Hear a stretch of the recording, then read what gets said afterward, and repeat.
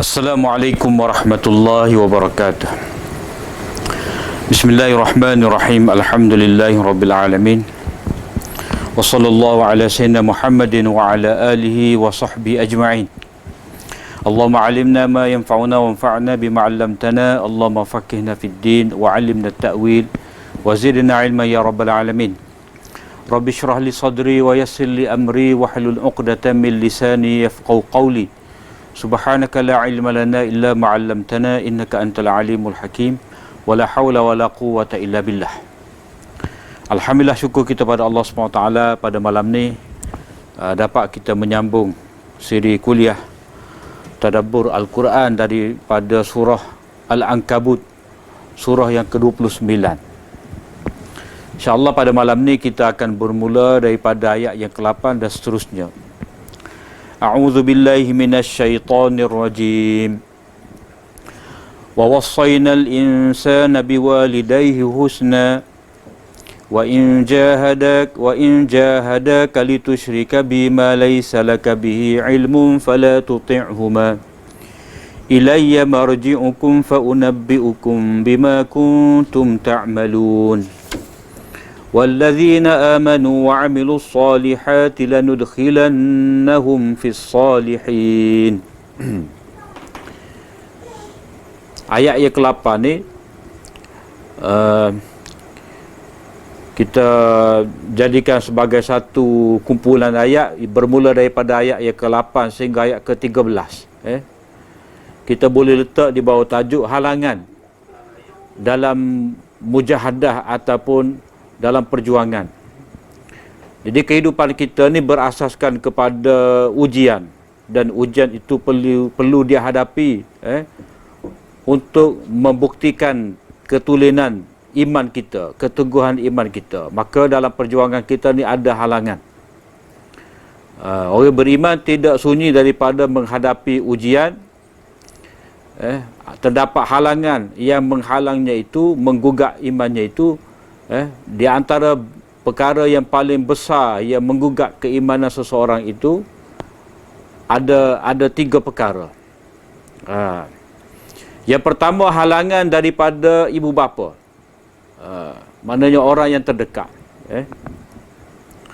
Jadi dalam ayat yang ke-8 ni Allah SWT memerintahkan kepada kita ni supaya istiqamah, dalam tetap teguh dalam beriman kepada Allah SWT, walaupun ibu bapa seseorang itu menghalangnya daripada terus beriman kepada Allah dan mendesak dia supaya meninggalkan agama tauhid.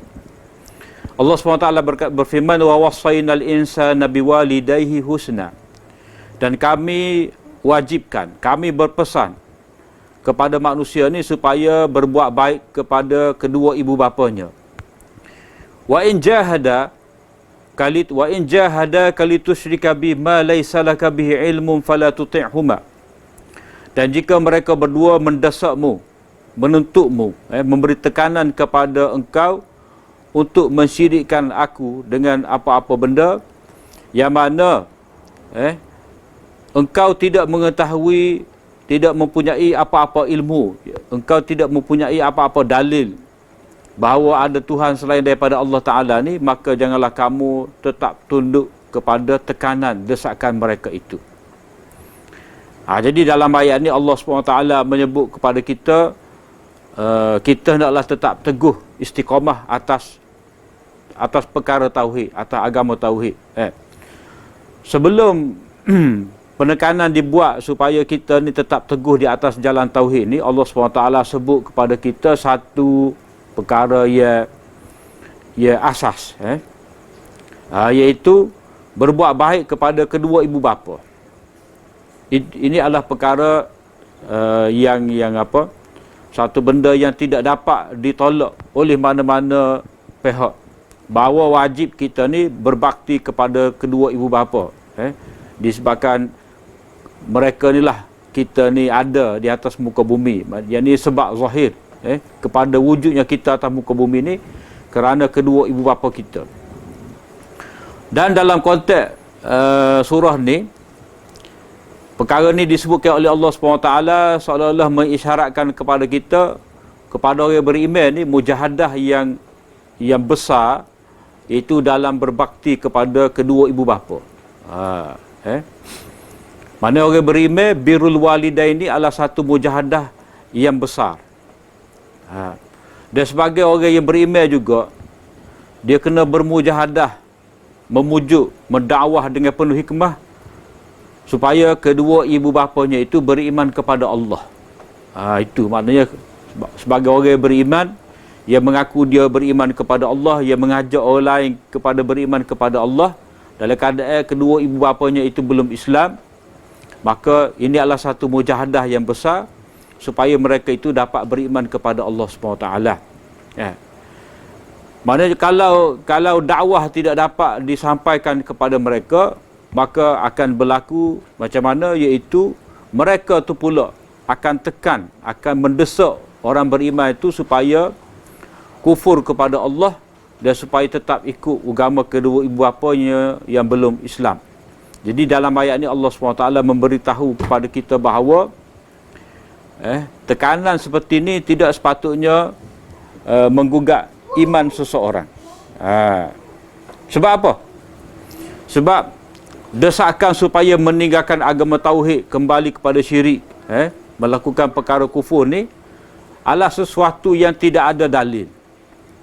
Maknanya orang-orang yang hidup dengan agama syirik, dengan agama yang kufur ni, mereka sebenarnya tidak ada dalil, tidak ada hujah. Tidak ada hujah dalam anutan mereka itu, dalam kepercayaan mereka itu. Sebab benda syirik ni adalah sesuatu benda yang tidak dapat diterima. Mana perkongsi secara asasnya kita tengok dari segi manusia ni, mereka tidak dapat menerima mereka tidak dapat menerima satu yang mereka miliki itu dikongsi dengan orang lain. Itu hakikat dalam apa-apa benda. Daripada kanak-kanak lagi, kalau seorang tu ada, katalah kanak-kanak ada mainan, dia nak mainan dia tu milik dia dan dia tidak mahu berkongsi, walaupun dia diminta supaya berkongsi dengan adik-beradik dia. Dia tidak mahu berkongsi. Begitu juga dari segi kaedahnya, pemilikan satu benda ni dikira sebagai sempurna bila seorang tu memiliki sepenuhnya secara mutlak.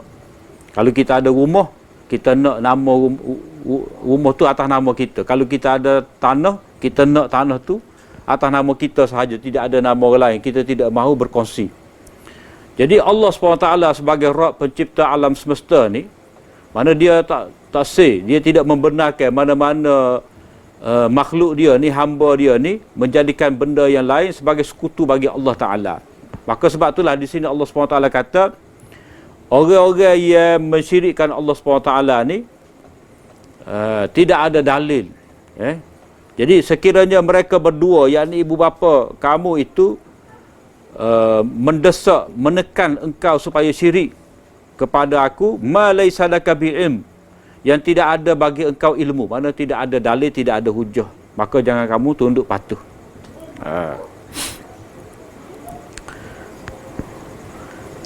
Jadi balik kepada bahagian pertama ayat ni, berbuat bakti kepada ibu bapa itu adalah satu hak yang besar lah. Hak yang besar yang patut diperolehi oleh ibu bapa, tetapi hak ini tidak boleh mengatasi hak Allah.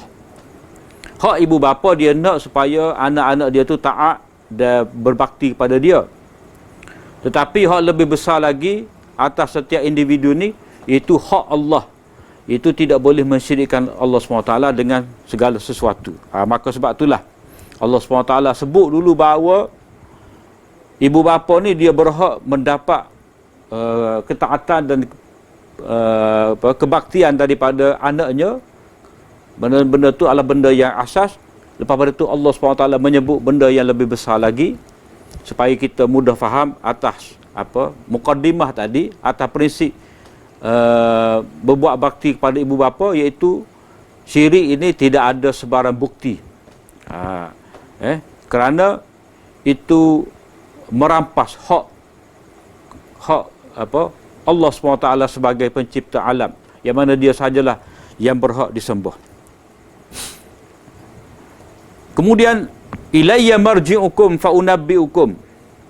Maknanya setengah daripada ibu bapa ni dia akan ugulah.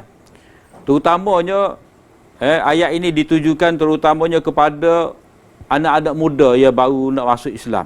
Anak-anak muda nak masuk Islam ni biasanya mereka ni takut berhadapan dengan ibu bapa mereka. Maka ayat ni memberi panduan kepada mereka, yakni kepada para pemuda, para remaja ni. Sebab umur pemuda, umur remaja ni lah banyak terdetik dalam fikiran mereka itu perkara tauhid. Sebab dia di sekolah dia bergaul dengan orang Islam. Walaupun dia tidak Islam, di sekolah dia bergaul dengan Islam. Dia duduk dengar juga kelas pengajian Islam. Di situ dia dapat mengenal dengan lebih dekat ajaran Islam. Dan dia mudah dapat kefahaman sehingga dia masuk Islam. Jadi mari macam-macam fikiran kepada mereka itu tentang hakikat Islam, hakikat ketuhanan, dan mereka timbul dalam diri mereka tu mempersoalkan apa yang disembah oleh kedua ibu bapa mereka, apa yang menjadi anutan kepada mereka selama ni. Jadi ilayya marji'ukum, peringatan bahawa kamu ni akan kembali kepada Allah Ta'ala, yakni peringatan kepada kedua ibu bapa tu.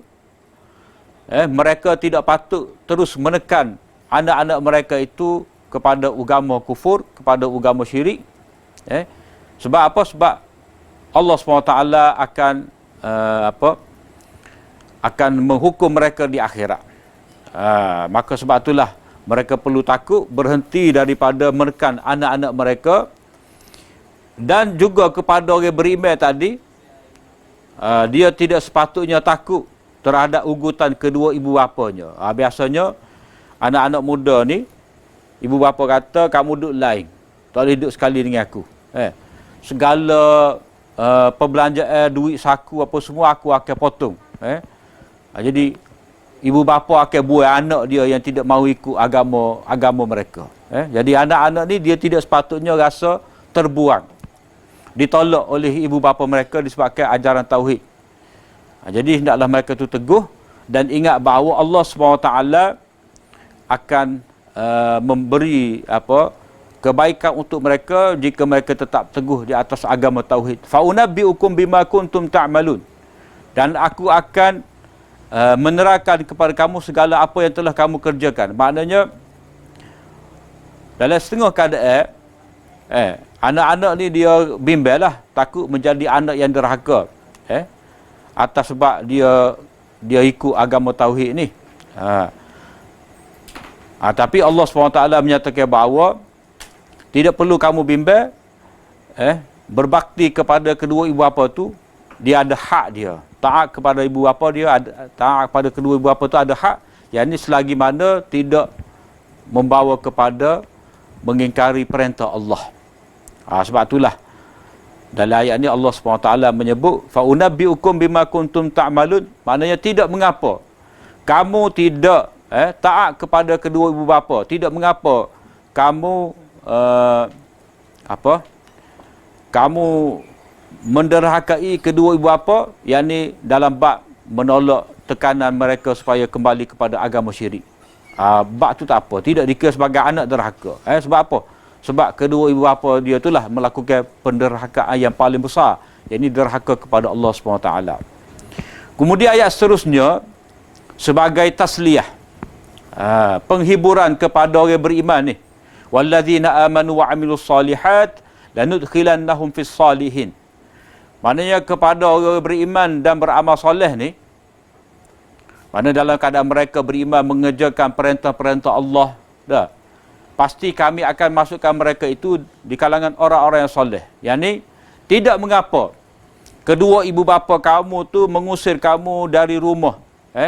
Tidak menjadi satu masalah kepada kamu jika kedua ibu bapa kamu tu menafikan kamu tu sebagai anak dia, menganggap kamu ni sebagai anak derhaka. Sebab apa?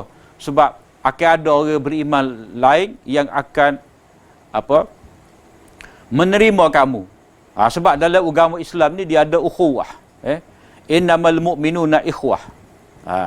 Jadi walaupun orang itu terbuang daripada keluarga dia kerana menerima ajaran Islam ni, walaupun dia diusir, dia kena ingat bahawa orang-orang beriman ni Allah SWT telah tetapkan satu asas, yang ni orang beriman ni bersaudara. Maka sebab itulah awal-awal Nabi berhijrah tu ada muakhah, persaudaraan antara sahabat Muhajirin dan Ansar.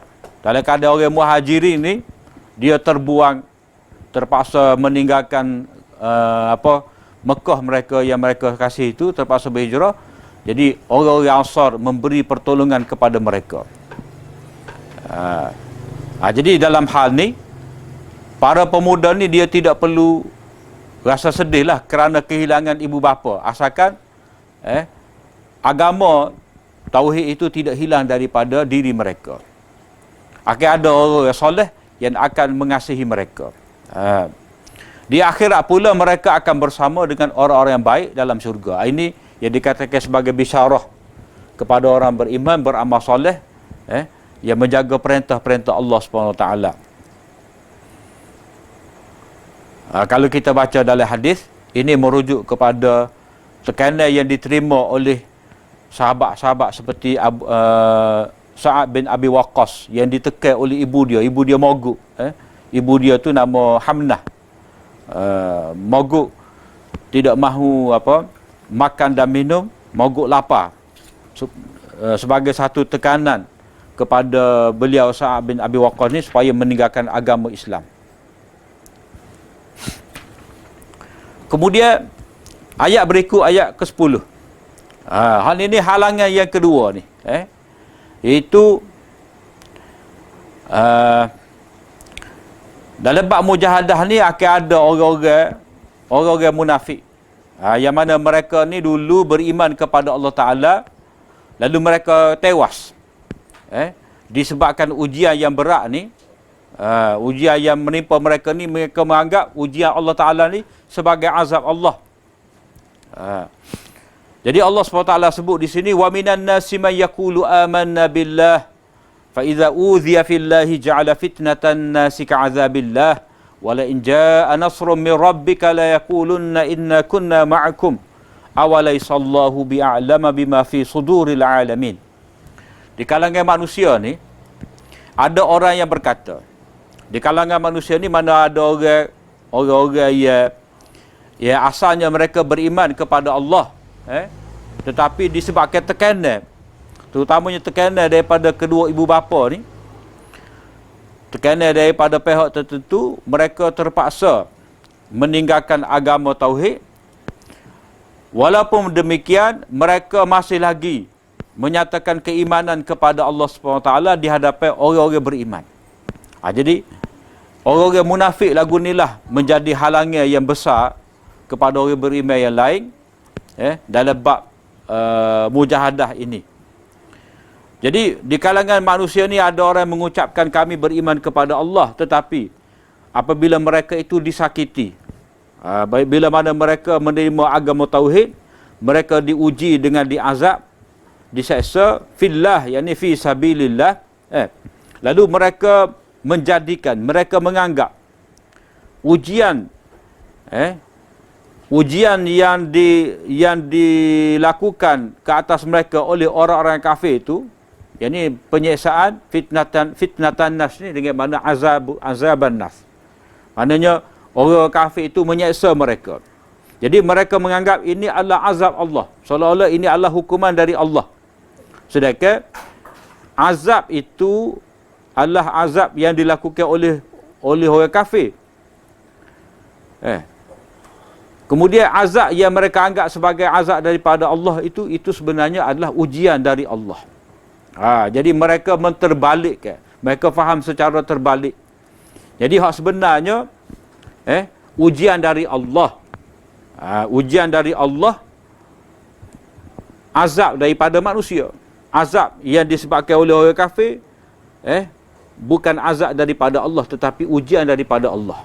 Jadi mereka yang tidak beriman dengan sepenuh hati ni, ataupun mereka yang lemah imannya, mereka yang menjadi munafik ni, mereka telah menganggap ujian Allah itu sebagai azab Allah. Sedangkan azab itu adalah penyiksaan yang dikenakan oleh orang kafir ke atas mereka.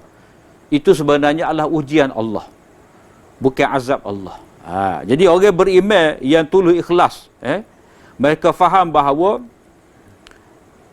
apa yang mereka terima itu, yakni penyiksaan yang mereka terima daripada orang kafir itu sebenarnya adalah ujian daripada Allah, fitnah yang Allah Ta'ala kenakan kepada mereka, ujian yang Allah SWT kenakan kepada mereka, bukan azab Allah tetapi penyiksaan manusia semata-mata. Wala in jaa nasrun min rabbik, sekiranya datang kepada mereka itu pertolongan dari Allah Tuhan kamu, pasti mereka akan berkata, kita ni bersama dengan kamu. Maknanya mereka ni berpura-pura, ataupun mereka ni dengan ada kepentingan, mereka mengatakan kita ni tetap beriman, yakni bila mana mari pertolongan Allah. Jadi di sini ada satu isyarat kepada kita bahawa pertolongan Allah untuk orang yang diuji ni ada. Maknanya Allah SWT oleh kerana Allah SWT telah uji manusia dengan macam-macam ujian, dengan macam-macam musibah, sehingga dia diseksa oleh orang kafir, Allah SWT tetap menjanjikan bahawa ada pertolongan daripada dia. Jadi sekiranya datang pertolongan dari Allah, mana ini sebagai satu isyarat bahawa pertolongan Allah Ta'ala ni pasti akan tiba. Cuma seperti yang kita sebut pada minggu yang lalu, bilakah datangnya pertolongan Allah tidak diketahui lah. Cuma inna ajalallahi la'at, tempoh ajal yang ditetapkan oleh Allah Ta'ala itu pasti tiba. Bila? Tidak tahu. Sebab itulah Allah Ta'ala kata dalam ayat sebelum ni,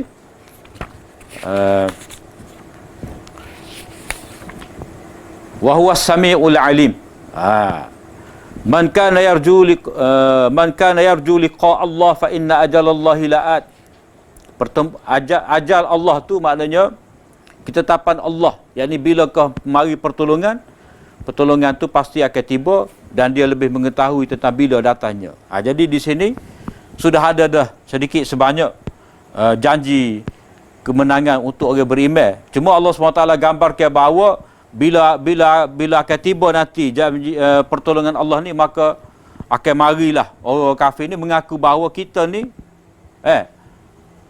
berjihad juga, kita ni bersama kamu juga dalam susah payah. Sebab mereka ni bermuka-muka. Di hadapan orang beriman itu mereka tunjuk muka susah, muka sedih, muka diseksa oleh orang kafir, tapi sebenarnya mereka berada bersama orang kafir dalam penuh kesenangan. Sebab mereka telah dibeli, keimanan mereka itu telah tergadai dengan segala kemewahan yang dijanjikan oleh orang kafir. Jadi orang munafik ni, dia akan kata kita bersama dengan kamu, maknanya kita pun layak juga dapat harta ghanimah. Kita juga layak mendapat harta ghanimah. Jadi ini menjadi satu persoalan. Sebab apa? Persoalan di sini iaitu surah ni surah Makkiyah, surah yang diturunkan di Mekah sebelum daripada hijrah. Dan biasanya cerita orang munafik ni dia akan hanya ada dalam surah-surah Madaniyah, surah yang diturunkan selepas daripada Nabi berhijrah. Jadi kemuskilannya mengapa ada juga cerita orang munafik dalam surah Makkiyah ni, surah Al-Ankabut. Jadi di antara jawapan yang diberikan oleh ulama iaitu Allah SWT sebut di sini benda yang akan berlaku nanti. Benda yang akan berlaku nanti. Dan bukanlah satu benda yang pelik, iaitu bukanlah satu benda yang mustahil untuk ada orang-orang munafik ni di Mekah. Boleh jadi ada juga. Sebab apa? Sebab orang-orang kafir musyrikin Mekah ni tentu dia akan pasang, dia akan lantik orang tertentu ni untuk menjadi pengintip kepada Nabi. Jadi tidak semestinya golongan munafik ni ada di Madinah, di Mekah pun ada juga. Jadi di situ ada dua jawapan kepada kemuskilan ni. Jawapan yang pertama, ayat ni sebagai pemberitahuan oleh Allah SWT, nanti akan berlaku satu masa nanti, bila orang Islam menang nanti, maka adalah orang yang mengaku dia ni beriman juga. Terutamanya bila berlaku pembukaan kota Mekah. Ataupun boleh juga kita kata, kewujudan orang munafik ni dia ada pada mana-mana zaman kenabian, sama ada selepas daripada hijrah maupun sebelum daripada berhijrah. Jadi mereka ni sebenarnya adalah orang-orang yang beriman kepada Allah SWT, tetapi mereka tunduk kepada tekanan orang-orang kafir. Kalau kita baca dalam kitab-kitab hadis dan juga kitab-kitab tafsir, di antara mereka ni sebenarnya mereka adalah orang yang ditekan oleh orang kafir yang lain.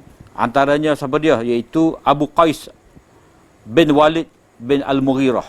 Mana Abu Qais ni dia anak pada Walid Al-Mughirah, yang mana Al-Walid bin Al-Mughirah ni terkenal orang yang kuat menentang Nabi. Begitu juga Umayyah bin Khalaf. Anak dia tu yakni Ali bin Umayyah bin Khalaf. Jadi mereka ni telah dikuasai oleh syaitan, tunduk kepada tekanan daripada kedua ibu bapa mereka, akhirnya mereka kembali kepada kufur. Sebab iman mereka ni lemah. Kemudian ayat seterusnya, wala ya'lamanna Allahu alladhina amanu wala ya'lamanna almunafiqin. Ni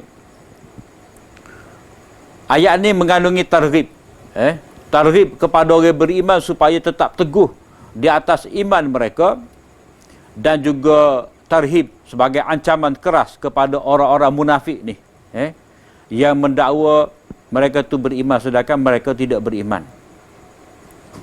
Jadi orang-orang beriman tadi yang mana mereka tetap teguh dalam ajaran tauhid tadi, Allah SWT kata di sini, wala ya'lamanna Allahu alladhina amanu, sesungguhnya Allah Taala tahu orang-orang beriman. Yakni apa yang dialami oleh orang beriman ni, mereka diuji, diseksa, Allah Taala tahu. Yakni pengorbanan mereka itu tidak sia-sia. Jadi Allah Taala tahu ni macam mana? Tahu saja ke? Yakni Allah Taala tahu dan dia akan memberi pertolongan. Dan Allah Taala akan memberi balasan kepada mereka di dunia dan di akhirat. Jadi pengorbanan mereka itu tidak sia-sia, akan ada ganjaran nanti. Sebab apa? Sebab Allah Ta'ala tahu kesusahan yang dihadapi oleh mereka, dan Allah Ta'ala akan memberi balasan yang sempurna kepada mereka. Wala ya'lamannal munafiqin, Allah SWT tahu segala rancangan orang munafik tadi yang berpura-pura di hadapan orang beriman bahawa mereka tu orang beriman. Jadi Allah SWT tahu kedua-dua pihak ni. Yang ni targhib kepada orang beriman supaya menjaga iman mereka, menambahkan keikhlasan iman mereka. Begitu juga ini sebagai tarhib, ancaman kepada orang munafik supaya mereka berhenti supaya mereka berhenti daripada sikap nifak mereka itu dan mereka kembali semula kepada Islam. Kemudian satu lagi bentuk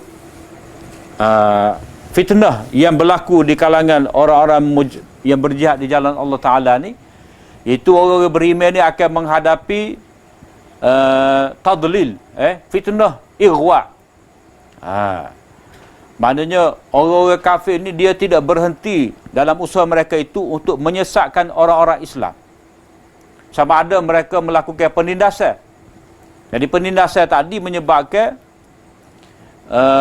orang beriman itu yang lemah iman meninggalkan iman, lalu mereka menjadi orang munafik. Satu bentuk lagi pujukan fitnah penyesatan yang dilakukan oleh ketua-ketua musyrik ini untuk membeli keimanan orang beriman ni, tukar dengan habuan dunia. Jadi Allah SWT sebut di sini, wa qala allazina kafaru lil ladzina amanu tabi'u sabilana wal nahmil khatayakum wa ma hum bihamilina min khatayahum min syai' innahum lakadzibun.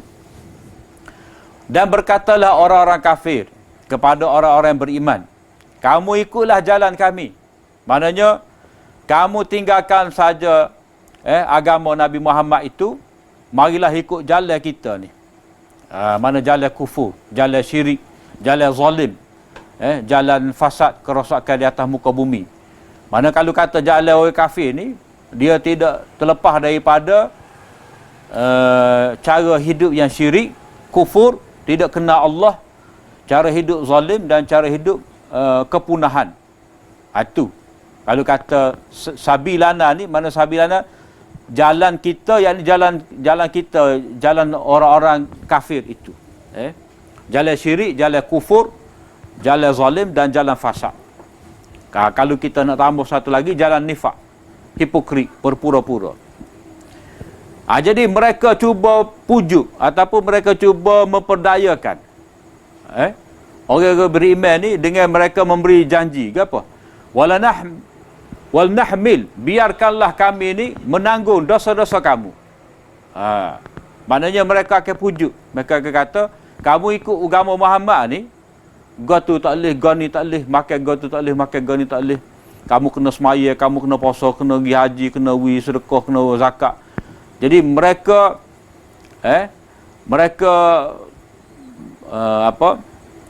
mencetuskan dalam fikiran orang-orang beriman ni macam-macam keraguan.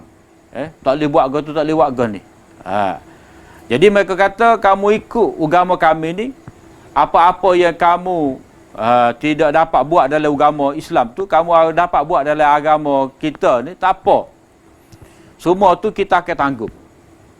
Kalau agama Kristian tu dia ada apa? Dia ada surat pengakuan dosa ni. Dia panggil apa ni? Sertifikat ke apa tahu? Sertifikat ke apa ni? Pengakuan, confession, pengakuan di hadapan padri ni bahawa dosa-dosa mereka ni terhapus. Ngaku depan padri kesalahan-kesalahan tu, bayar sikit-sikit, maka sucilah, bersihlah daripada dosa. Sedangkan dalam agama kita ni, dosa yang dibuat oleh seorang tu, dia perlu bertaubat kepada Allah SWT. Tidak perlu mengaku di hadapan orang tu, di hadapan orang ni. Dia hanya bertaubat kepada Allah SWT. Jadi orang kafir ni memberi janji bahawa tak ada hal lah, tak ada masalah kamu nak buat dosa, kita tanggung dosa. Dosa kamu tu kami tanggung. Allah Ta'ala kata, kaedah sebenarnya, وَمَا هُمْ بِحَامِلِينَ مِنْ خَطَايَاهِمْ وَمَا هُمْ بِحَامِلِينَ مِنْ خَطَايَاهُمْ مِنْ شَيْءٍ. Mereka sedikit pun tidak menanggung dosa-dosa orang lain. Mana kaedah di sini, siapa-siapa buat dosa, dia sendiri tanggung dosa.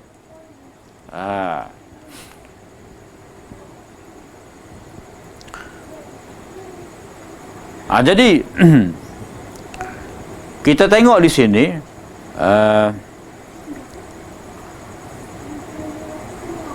Allah SWT menetapkan bahawa keadilan ni, dari segi keadilan Allah SWT dalam hukum dia, siapa-siapa buat dosa, dialah yang menanggung dosa dia. Jadi orang-orang kafir yang dakwa, tak apa kamu tinggal agama kamu, kami akan tanggung dosa. Itu satu bentuk penipuan. Maka sebab itulah di hujung tu Allah Ta'ala kata, innahum lakazibun, mereka itu benar-benar berdusta. Sebab apa? Sebab mereka tidak boleh menanggung dosa orang lain sehingga orang yang buat tu cuci. Tak mungkin. Tak mungkin. Maknanya nak ambil dosa, katalah si A ni buat dosa, maka dia boleh pindah dosa dia ni ditanggung oleh si B. Mana B kita janji, kamu mari kita pergi curi. Mari kita pergi curi. Tak apa, dosa aku tanggung. Itu biasanya orang-orang yang jahat ni dia memujuk orang-orang yang baik supaya menyertai pakatan jahat mereka. Jadi dia kata, mari kita pergi curi, dah.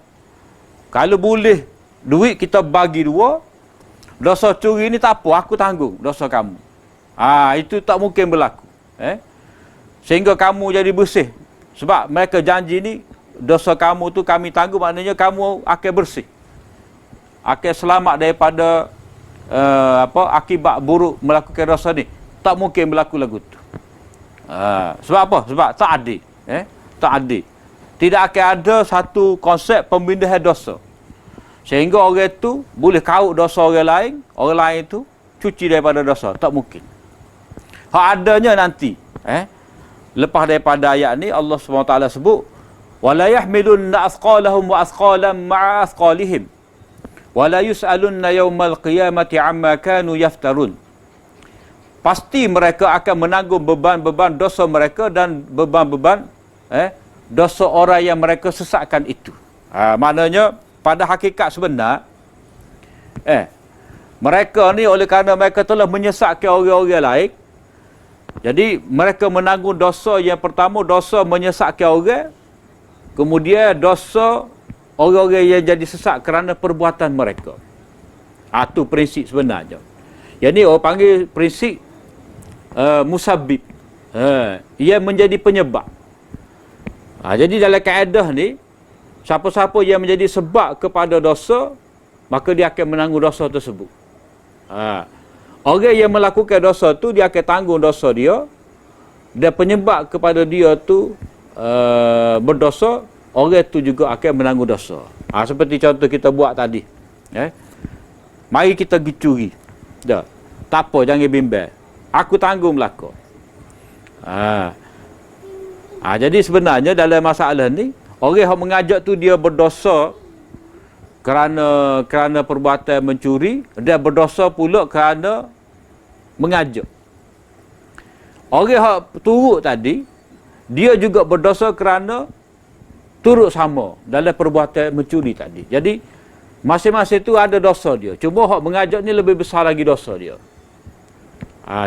Itu dari segi amal kejahatan lah. Dari segi amal kebaikan pun lagu tu juga. Amal kebaikan ni, siapa-siapa buat satu amalan, maka dialah yang mendapat pahala daripada amal yang dia buat. Seperti ayat yang kita baca, wa man jahada fa innama yujahidu li nafsi. Siapa-siapa yang susah payah buat amal, maka ganjaran pahala tu dialah yang dapat. Maknanya dari segi amal baik, orang tu buat kebaikan, maka dia akan dapat pahala. Begitu juga orang tu menjadi penyebab kepada orang lain buat kebaikan, maka dia pun dapat juga pahala. Yang ni pahala kerana dakwah, pahala kerana mengajak, kerana dia tu dah sebab kepada orang lain dapat beramal. Itu dari segi kaedah. Dari segi kaedah, siapa-siapa yang ada bahagia juga, ada share juga dalam amal kebaikan orang lain, adalu alal khair kafa'ilih. Orang yang menunjukkan kepada jalan kebaikan, maka dia seperti orang yang buat kebaikan dah, walaupun dia tidak buat.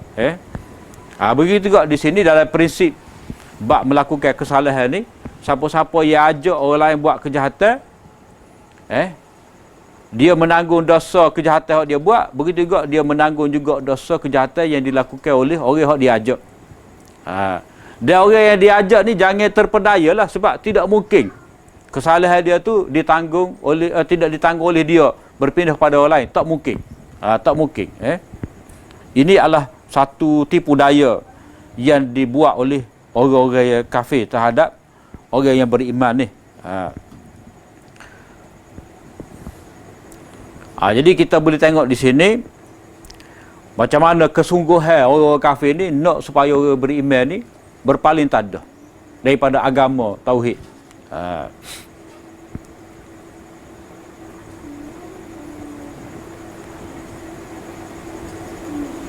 Kemudian ayat seterusnya,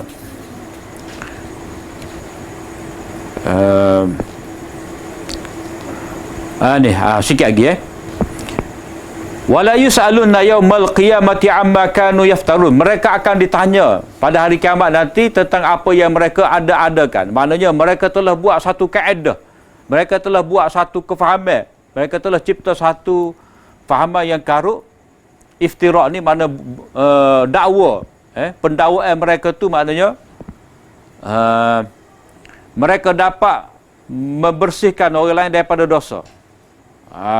Itu maknanya benda mereka reka-rekakan. Maknanya mereka buat kaedah sendiri. Mereka lari daripada kaedah Allah. Kaedah Allah Ta'ala, siapa-siapa buat kebaikan, dia boleh kebaikan tersebut. Siapa-siapa buat dosa, dia tanggung dosa dia. Begitu juga siapa yang ajak orang kepada kebaikan, dia pun akan dapat juga pahala. Begitu juga orang yang mengajak orang lain kepada kesesatan, dia pun menanggung dosa kesesatan tersebut. Itu kaedah.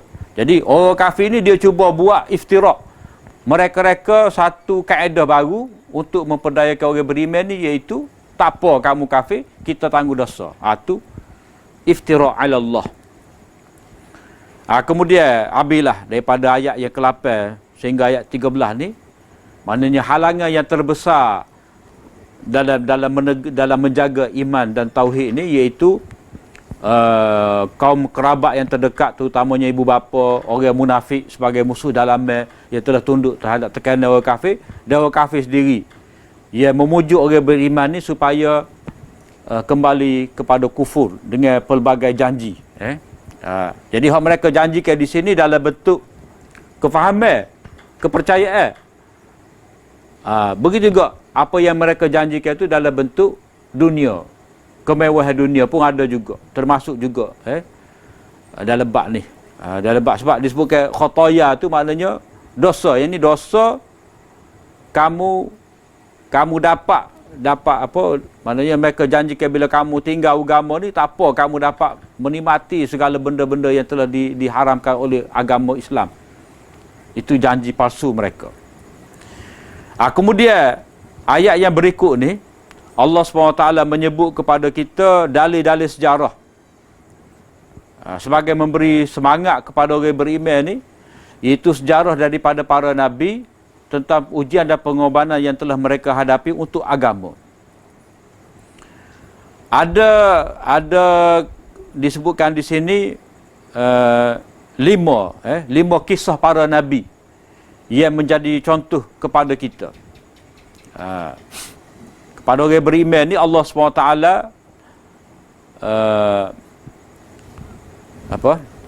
Allah SWT menyebut kepada kita ni, walaqad fatannal ladzina min qablihim tu. Pada ayat yang ketiga, pada ayat yang ketiga kita baca bawah ni, walaqad fatannal ladzina min qablihim. Sesungguhnya kami telah uji orang-orang sebelum mereka. Orang sebelum mereka ni siapa dia? Para nabi lah. Jadi Allah SWT sebut di sini para nabi itu telah diuji dengan Allah SWT.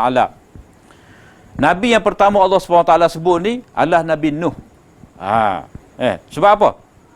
Sebab Nabi Nuh ni kita tengok di sini mujahadah ataupun jihad susah payah yang dihadapi oleh Nabi Nuh dalam mendakwahkan kebenaran kepada umatnya ni, itu dalam tempoh yang sangat lama.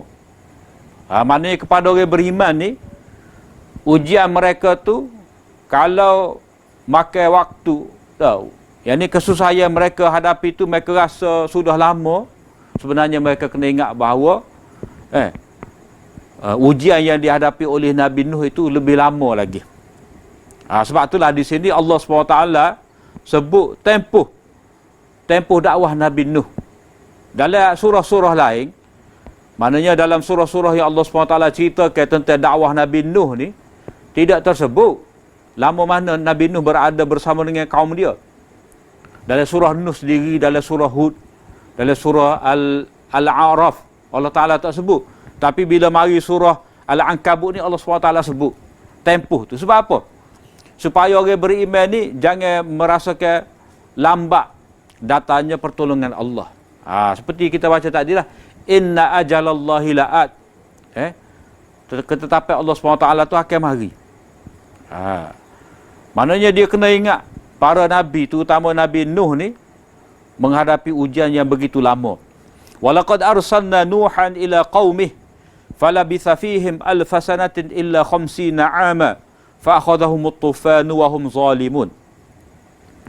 Sesungguhnya kami telah utus Nuh itu kepada kaumnya, dan baginda berada bersama dengan mereka itu mendakwahkan tauhid, mengajak mereka bertakwa kepada Allah Ta'ala selama 1000 tahun kecuali 50, yakni selama 950 tahun.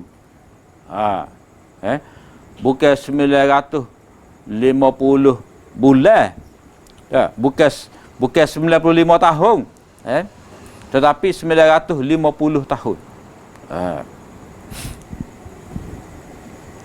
Sebab itulah disebutkan kepada kita di sini tempoh tu, supaya kita tidak menganggap ujian kita ni terlalu besar.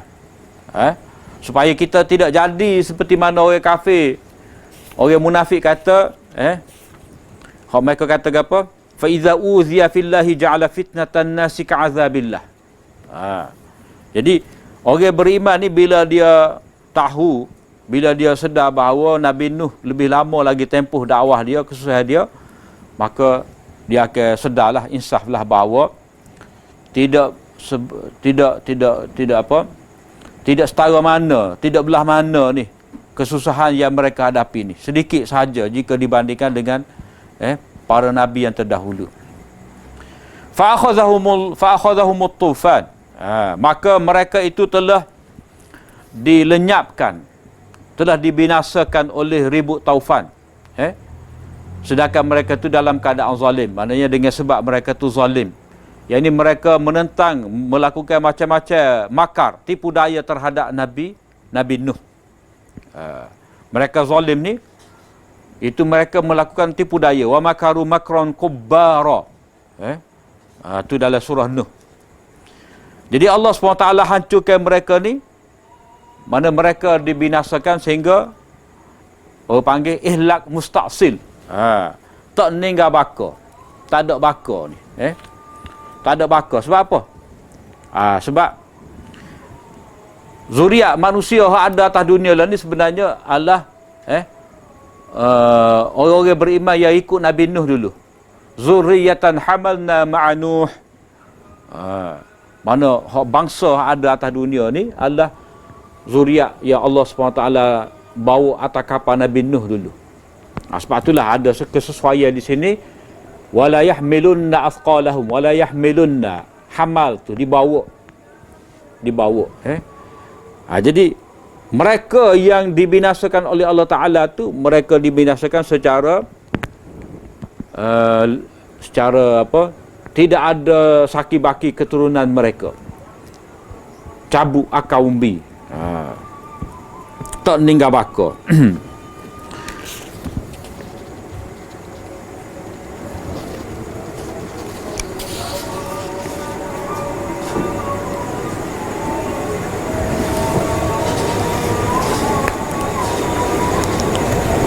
Jadi akibat daripada kezaliman mereka, mereka dibinasakan kerana tolak agama Nabi Nuh itu, agama tauhid.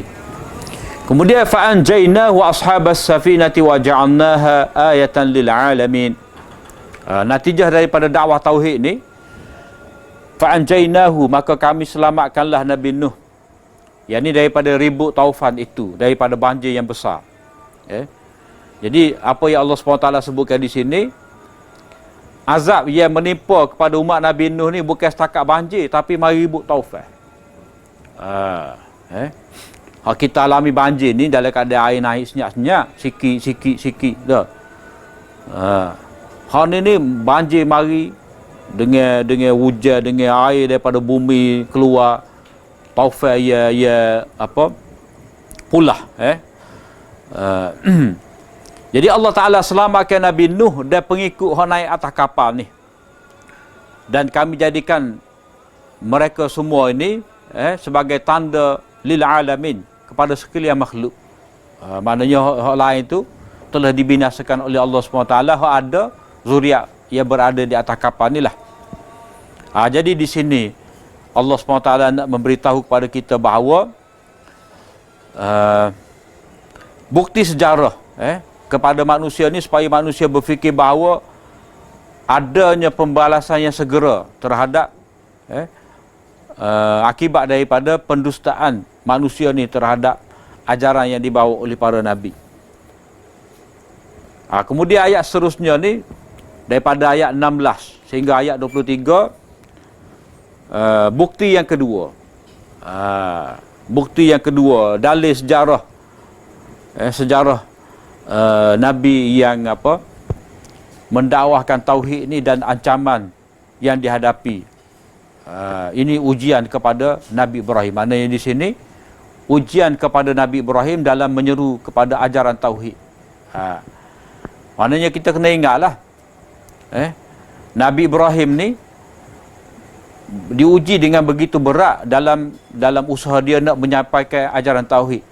Kita ni Hanya ujian dari segi nak mempertahankan agama tu.